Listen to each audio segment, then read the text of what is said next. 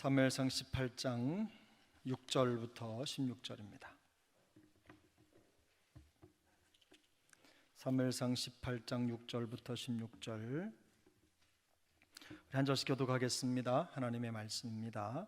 무리가 돌아올 때에 곧 다윗이 블레셋 사람을 죽이고 돌아올 때에 여인들이 이스라엘 모든 성읍에서 나와서 노래하며 춤추며 소고와 경쇠를 가지고 왕 사울을 환영하는데 여인들이 뛰놀며 노래하여 이르되 사울이 죽인 자는 천천히요 다윗은 만만이로다 한지라.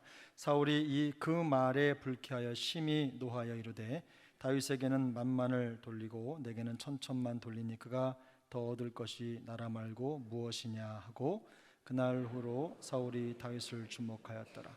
그 이튿날 하나님께서 부리시는 악령이 사울에게 힘있게 내림에 그가 집 안에서 정신없이 떠들어대므로 다윗이 평일과 같이 손으로 수금을 타는데 그때에 사울의 손에 창이 있는지라. 그가 스스로 이르기를 내가 다윗을 벽에 박으리라 하고 사울이 그 창을 던졌으나 다윗이 그의 앞에서 2번 피하였더라.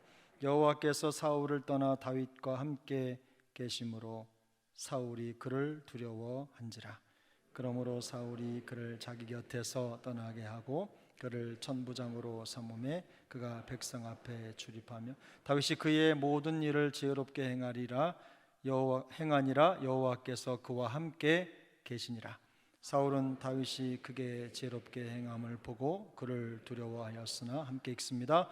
온 이스라엘과 유다는 다윗을 사랑하였으니 그가 자기들 앞에 출입하기 때문이었더라.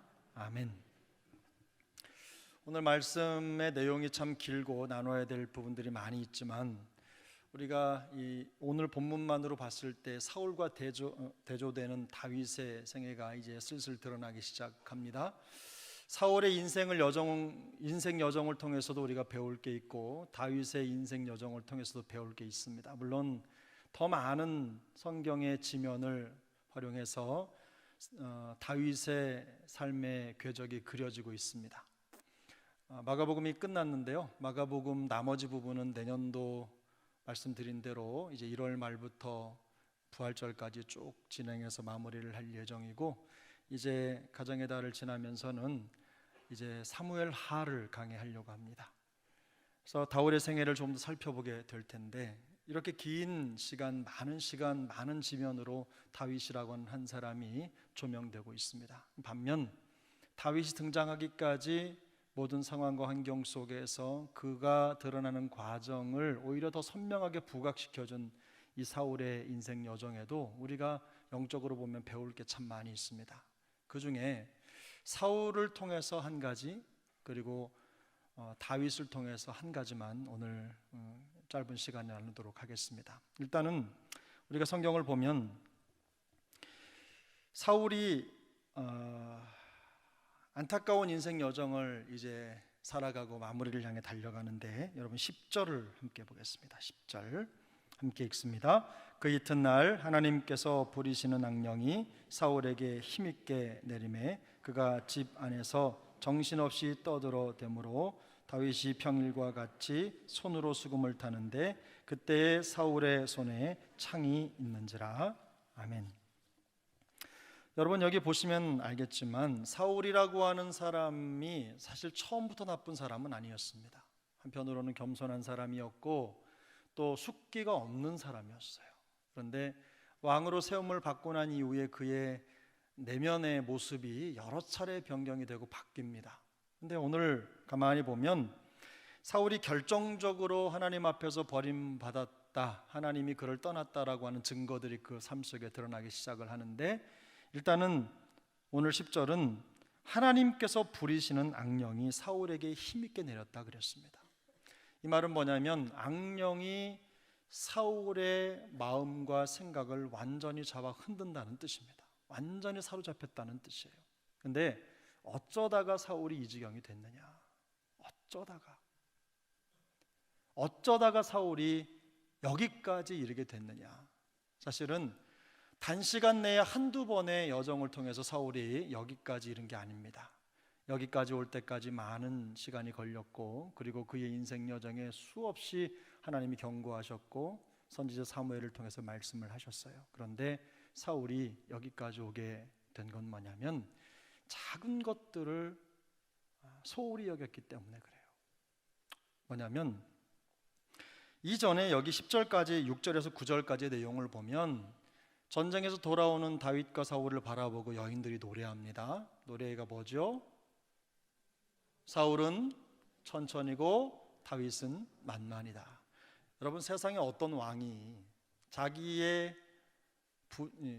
장군이죠. 장군을 자기보다 더 칭송하는 소리를 듣고 부하가 안 낼 왕이 어디 있어요? 저는 이 사울이 당연한 화를 낸 것이라고 생각합니다. 근데 그때부터 사울은 다윗의 행동을 주목하여 봤다고 성경이 분명히 기록하죠. 근데 문제는 뭐냐면 이 마음이 다윗이 영린이어서 왕을 거스르고 하나님을 거스르는 사람이라면 분명히 사울이 이 주목해 보면서 다윗을 어떻게 했어야 되는 건데, 이 사울의 마음속에 든 생각은 단순한 시기심이었어요. 시기심, 작은 마음의 균열입니다. 자기의 충족한 부하인데, 사실 물론 그 이전에 다윗과 사울 관계 속에서는 기름 부음이라고 하는 큰 획이 있습니다. 그러나 인간적으로 봤을 때 사울은 자기의 마음 안에 이 악한 감정, 시기의 감정, 나쁜 마음이 자리 잡는 것을 허락한 거예요. 허용한 거예요. 그렇게 하면서 사울이 무너지기 시작합니다. 그런데 여러분, 이 작은 마음 있잖아요. 이 시기심, 악한 감정 하나가 악령이 들어오는 대문이 되는 겁니다. 놀랍게도 악령은 우리의 생각이 만들어 놓은 길을 따라서 돌아다녀요.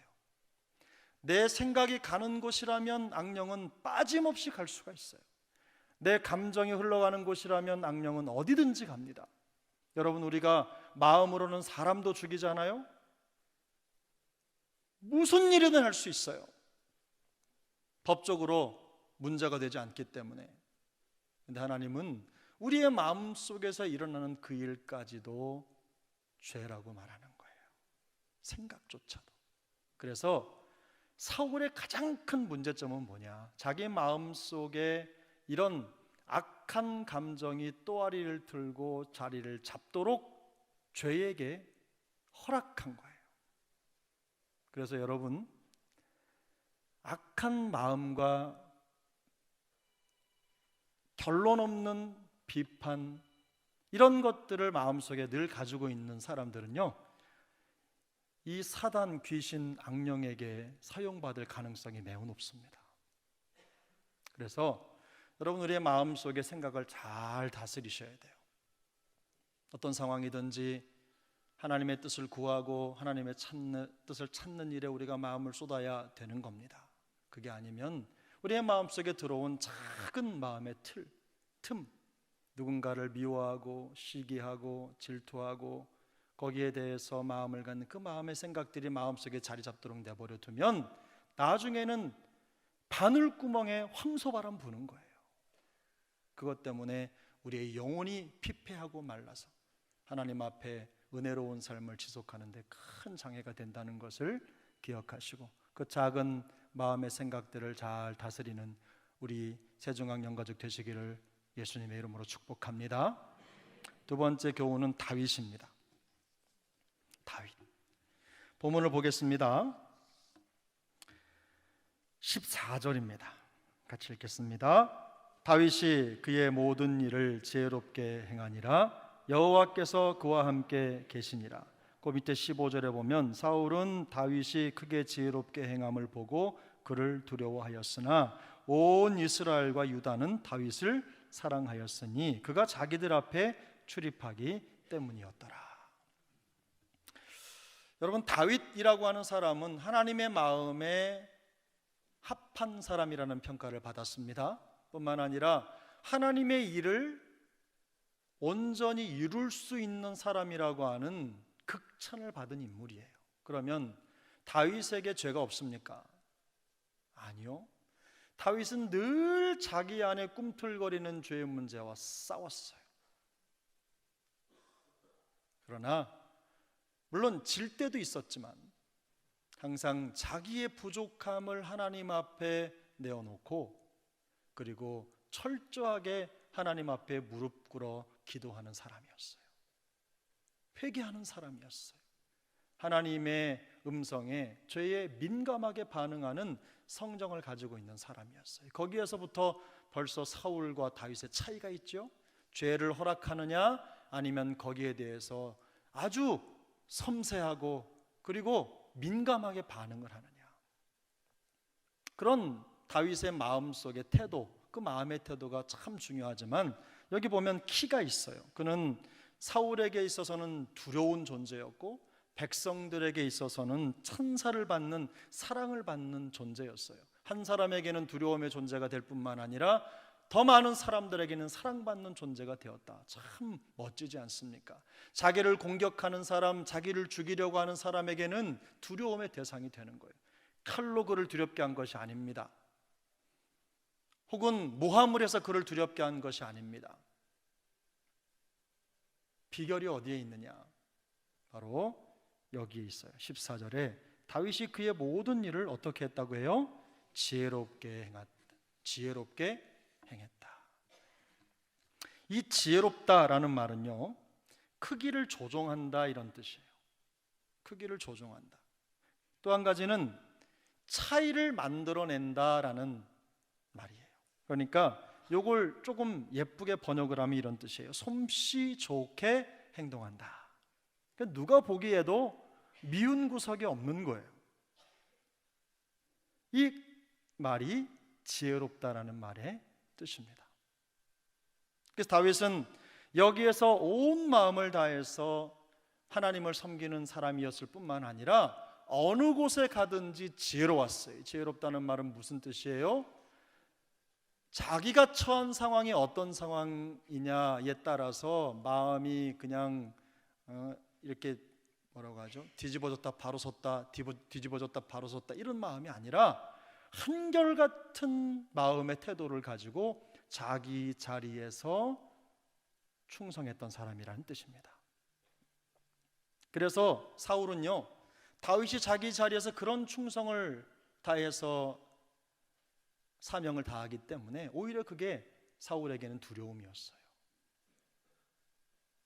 대개는 우리가요, 환경을 탓할 때가 많습니다. 뭐 봉사를 하건 사역을 하건 뭘 하든 우리의 마음속에 늘 항상 어떤 조건, 이런 조건 저런 조건을 많이 계산하잖아요. 그런데 여러분, 이런 조건 저런 조건 따져가면서 뭐가 돼요 안 돼요 이런 사람을 여러분들은 10점 만점 중에서 몇 점 주겠습니까? 아니면 어떤 조건이든지 그냥 그곳에서 차이를 만들어내고 뭔가를 해내려고 하는 사람을 1점에서 10점까지 몇 점 주시겠습니까? 질문이 어려운가요? 이 두 사람 중에서 여러분이 만약에 상을 준다면 어느 분을 드리고 싶어요? 그저 이런 조건 저런 조건 따져가면서 마음속에 불편함을 드러내고 그저 일을 먼저 하기보다는 이런 거 저런 거 이게 문제입니다, 이래서 안 됩니다 이런 거보다 그저 자기의 주어진 상황에 충성스럽게 자기를 하나님 앞에 드리며 지혜를 구하고 어렵지만 그 가운데 뭔가 차이를 만들어내려고 노력하고 결과를 내려고 하는 그 마음이 열정을 가진 사람, 그런 사람 여러분 좋지 않으세요? 여러분 놓치시면 안 되는 게 뭐냐면 다윗이라고 하는 사람은요, 이 상황이 어떤 상황이냐면 왕에게 미움을 받은 상태예요. 그래서 사회적으로나 정치적으로나 어떤 상황이든지 집에도 들어갈 수 없는 그런 상황에 봉착한 겁니다. 자칫 잘못하면 왕의 부하들에게 잡혀서 죽을 수도 있으니까 자기 자리를 지키는 것이 오히려 무모해 보이는 상황일 수 있어요. 그런데 다윗은요, 그럼에도 불구하고 자기 자리에서 전과 같이 변함없이 충성스럽게 나라를 위해서, 왕을 위해서 자기에게 맡겨진 사명을 감당하는 사람이었어요. 성경은 이런 다윗의 태도를 지혜롭다고 말씀합니다.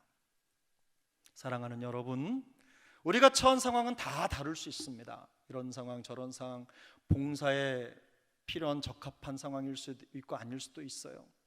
근데 제가 예전에 운동할 때나 이후에도 항상 들었던 말이 뭐냐면 프로와 아마추어의 차이예요. 프로와 아마추어의 차이는, 프로는요 어떤 상황 속에서도 같은 결과를 내기 위해서 방법을 찾는 사람이랍니다.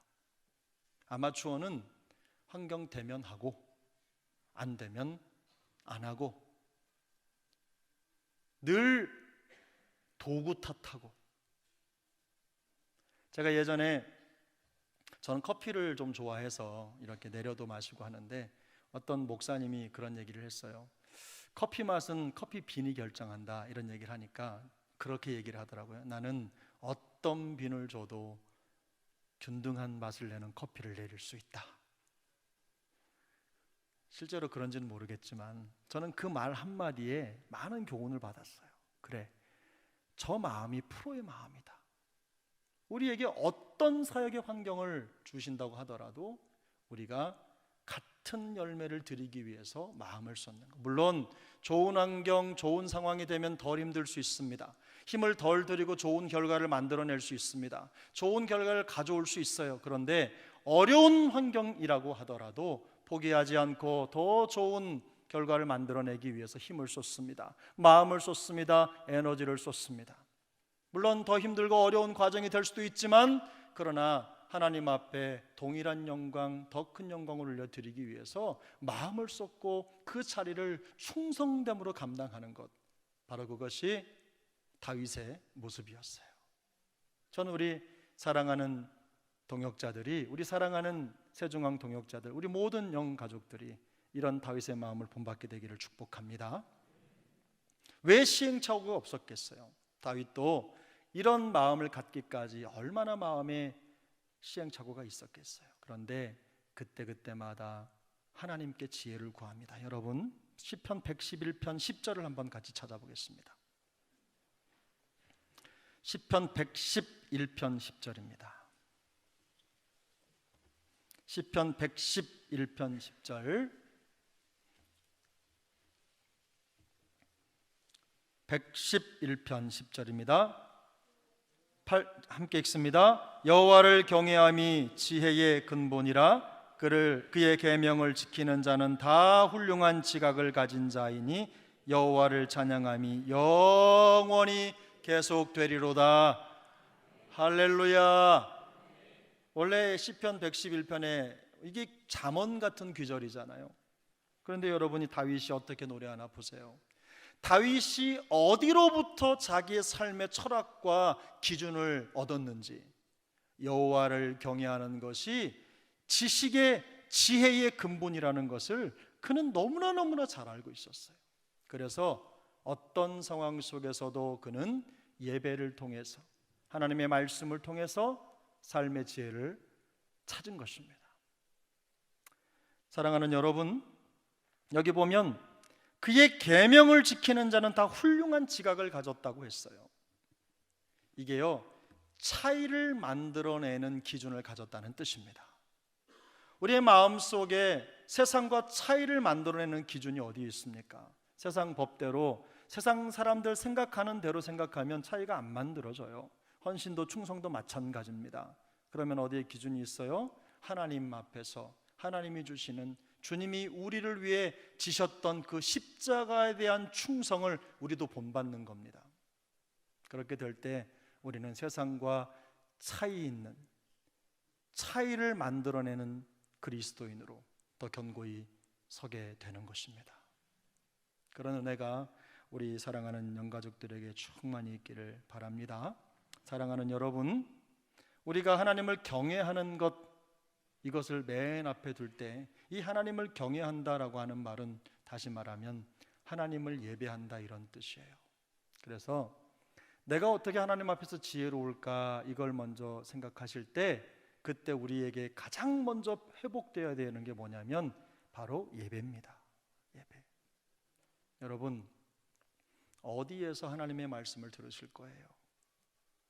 물론 성경 읽으셔야 합니다.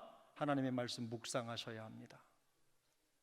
끊임없이 묵상하셔야 돼요. 읽으셔야 돼요. 그리고 어디에서 하나님의 말씀 듣겠어요? 선포되는 하나님의 말씀, 설교를 통해서, 강론을 통해서, 성경 연구를 통해서 우리가 하나님의 말씀을 듣습니다. 그래서 예배는 단순히 설교만 하나님의 말씀이 선포되는 게 아니고요, 예배의 모든 과정에 하나님의 뜻이 담겨 있어요. 사람의 표정도 때론 하나님이 사용하십니다. 그래서 우리가 준비해야 되는 거예요. 환경과 상황도 하나님은 사용하십니다. 우리가 하나님 앞에서 빈틈없는 예배자가 되면 그 예배를 통해서 하나님이 마치 폭포수 같은 지혜를, 지식을 우리에게 공급해 주시는 것입니다. 우리 사랑하는 세중앙 지체 모두가 다 예배의 성공자 되시기를 축복합니다. 하나님의 말씀으로 무장하고 세상이 줄 수 없는 하늘의 지혜로 무장해서 이 세상에 차이를 만들어내는 하나님의 사람으로 더욱더 견고히 서가는 그런 축복을 누리게 되시기를 예수님의 이름으로 축복합니다. 기도하겠습니다. 은혜로우신 하나님 아버지, 감사합니다. 오늘도 우리에게 복을 주시고 여기까지 인도하신 은혜를 감사합니다. 사울을 버리시고 다윗을 선택하신 하나님의 놀라운 그 섭리 앞에서 하나님, 우리가 마음속에 다시 한번 말씀을 새깁니다. 어떤 상황에라도 우리의 마음에 악한 생각이 자리 잡지 않게 하시고 하나님, 그것들을 끝까지 싸워 몰아내는 일에 우리가 마음을 쏟게 하여 주옵소서. 더욱이 하나님의 말씀을 섬기며 사랑하며 읽고 하나님 앞에 예배하며 여호와를 경외하는 것이 지혜의 근본이라고 하는 이 말씀을 따라서 항상 충성스러운 하나님의 사람으로 견고히 서게 하여 주옵시고, 맡겨주신 귀한 직분, 사명 그렇게 잘 감당할 수 있도록 주님 은혜 주시고, 하나님 지혜롭게 행함으로 세상과 하나님 앞에서 사랑받는 주의 자녀들이 되게 하여 주옵소서. 하나님의 마음에 얼음 냉수 같은 우리 교회 영가족 되게 하여 주옵소서. 우리 주님께서 모든 과정 속에 함께해 주실 줄 믿고 감사를 드리며 존귀하신 예수님의 이름으로 축복하며 기도 올려옵나이다. 아멘.